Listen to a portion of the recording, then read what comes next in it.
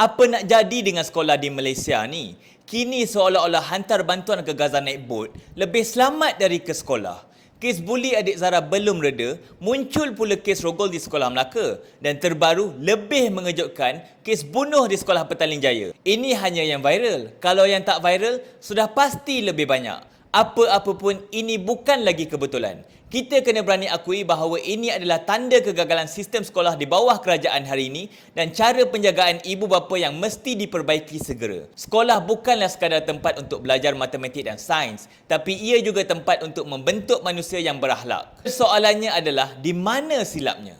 Pandangan saya ini mungkin berpunca dari kurang pemantauan, kurang disiplin dan kurang bimbingan moral. Anak muda kini semakin dimanjakan. Rotan tak boleh, marah tak boleh dan ini mungkin menjadi punca utama kepada spoiled brat di mana mereka ingat mereka boleh buat apa sahaja. Saya juga difahamkan guru semakin terbeban bukan sahaja dengan pengajaran tetapi mereka perlu hadir ke mesyuarat, dokumentasi, pentadbiran, pelaburan dan sebagainya.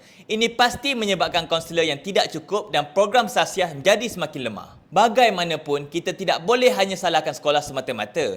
Ibu bapa juga perlu ambil tanggungjawab. Kalau anak bawah umur sudah ada telefon bimbit, maka pantaulah mereka. Buat spot check setiap minggu. Tengok apa yang mereka tonton, siapa yang mereka mesej dan apa yang mereka cari. Kita kena faham, telefon boleh jadi alat belajar dan ia juga boleh jadi punca kerosakan nilai jika digunakan tanpa kawalan. Didikan bukan hanya untuk cermat dalam peperiksaan, tapi didikan juga adalah untuk menjadi manusia yang berjiwa dan berakhlak. Saya yakin kalau kita semua mainkan peranan, termasuk bantu share video ini, Malaysia bukan sahaja akan melahirkan pelajar yang berjaya, malah kita akan melahirkan anak bangsa yang beradab dan bermaruah.